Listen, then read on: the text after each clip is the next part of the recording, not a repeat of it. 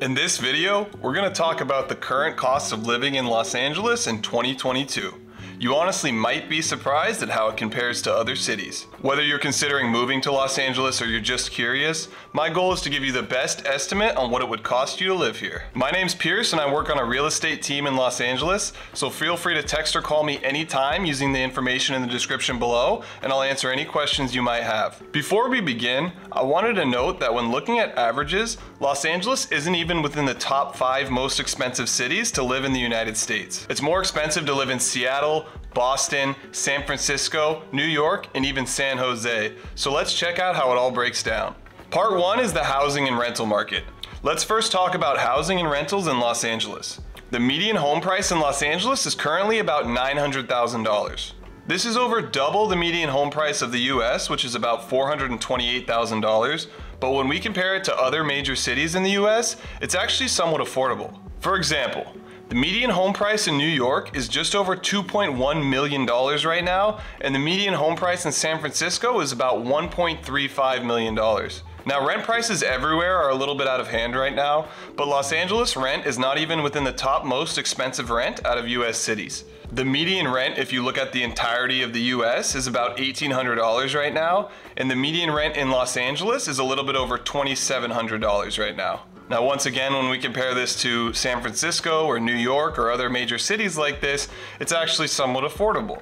You can see this where San Francisco's median rent comes in at about $4,100 per month, and a city like New York right now has a median rent of $6,500 per month. So although we're seeing a lot of high rent prices across the US right now in many major cities and just everywhere in general, Los Angeles actually comes in at one of the more affordable major cities to rent in at this time. I would say a single person or a couple could comfortably rent a place in Los Angeles for about $2,500 a month right now. Lastly, when we compare utilities like gas and electric, Los Angeles' difference in pricing is somewhat negligible.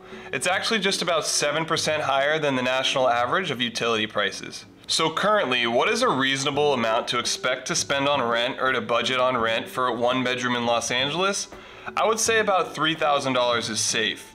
Because you got utilities, you got about a $2,700 median rent price. So between your rent and your utilities, you're gonna be spending about $3,000. Now you could find a place for a one bedroom closer to $2,200 or $2,300 and get that down a little bit. But overall, I would budget around $3,000 towards rent and utilities. Now moving on to part 2, we have transportation costs. Los Angeles has been notorious for high gas prices, but how does it actually compare to the rest of the nation? Well, in general, expect to pay about 27% more in transportation costs in Los Angeles compared to the national average. The average cost per gallon of gasoline in Los Angeles is about $5.50, which has grown dramatically in the last couple of years.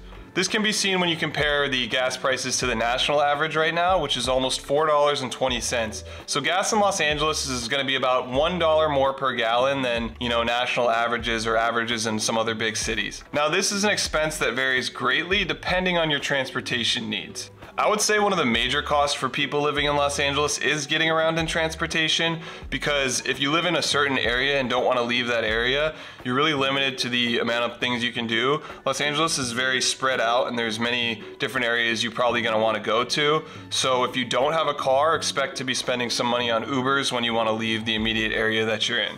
In other cities, it might be easier to avoid owning a car, but I think in Los Angeles, it's pretty realistic to expect that if you don't own a car, at one point you will want to own a car. With that being said, if you drive about 12,000 miles a year or about 1,000 miles a month, expect to spend somewhere around $200 a month on gas. Thirdly, let's talk about taxes. Now, California is known for some of the highest taxes, but let's break down what that means to you. If you make an income between about $61,000 or $325,000 in that bracket that most people are in, expect to pay about 9.3% in state taxes, and that goes up all the way up to 13.3% if you make over $1 million a year. But yeah, for most people, expect to pay somewhere around 10% of their income in state taxes. This is one of the major disadvantages of living in California or any big state that has income taxes, because there are states out there that don't have any income tax and that also don't have any sales tax. So you do make some sacrifices in the tax region when you choose to live in a city like this. However, some people might make the argument that there's extra earning opportunities or networking opportunities or other factors that make the extra taxes you have to pay worth moving here or living here in general. I would say that it truly depends on your personal needs and goals. So in addition, you're going to expect to spend about 9.5% on sales tax in Los Angeles, with the national average being a little bit above 5%, so you do get a little bit more on the sales tax end as well. These extra taxes, depending on who you are, what you do, what your preferences are, what your perspective is, may or may not make or break your decision to move to Los Angeles. For some people, the taxes are enough to leave the state, and for others, they see the opportunity enough to not worry about the taxes and see themselves being able to make more money here than they would elsewhere, and the taxes don't really make a difference. So I'll break this down with an example. Let's say you spend about $50,000 on taxable items every year. You're looking to spend about $1,800 more in sales tax in Los Angeles than the average 5% sales tax rate. So that extra 4.5% in sales tax over the national average that you're spending in Los Angeles equates to about $1,800 a year more in sales tax if you spend about $50,000 on taxable goods. And lastly for you guys, I just wanted to cover food. Compared to the national average, the cost of food and groceries in Los Angeles is about 13% higher. In my opinion, this isn't really a deal breaker one way or the other. Groceries and food in Los Angeles is more or less on par with the national average.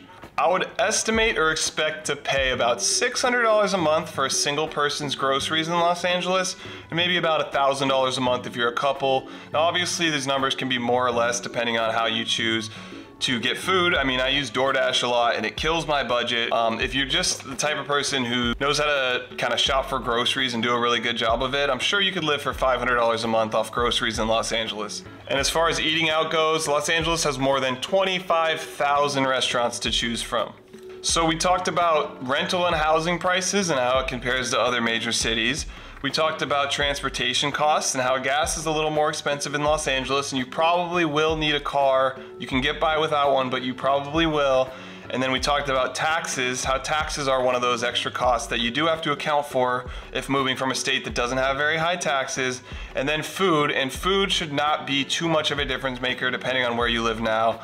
In cities like New York or San Francisco, I would say, yeah, the grocery prices are pretty exceptionally higher, but Los Angeles for a major city has pretty average grocery prices. So now that you have a general idea of the cost of living in Los Angeles, let's break down how that might work out in overall numbers. So when we add together rent and utilities, as well as transportation and food costs, we're looking at about $4,000 a month or $48,000 a year for a single person to live in Los Angeles.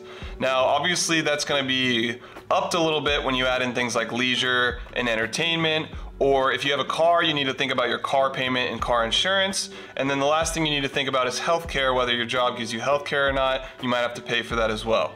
Overall, if you are interested in living in a major city with a lot of opportunity or people in it in the United States, I would suggest Los Angeles over many other major cities. The rent and the cost of living is still somewhat affordable. I would say it's gotten way out of hand in certain cities like San Francisco and New York. So Los Angeles is still a viable option if those are your goals. So once again, my name is Pearce and I work in real estate with a team in LA. I love to help people relocate. I love to help people learn more about the city. And if you'd like to subscribe, I will release weekly updates regarding everything Los Angeles. I just want to give people as much information as I possibly can.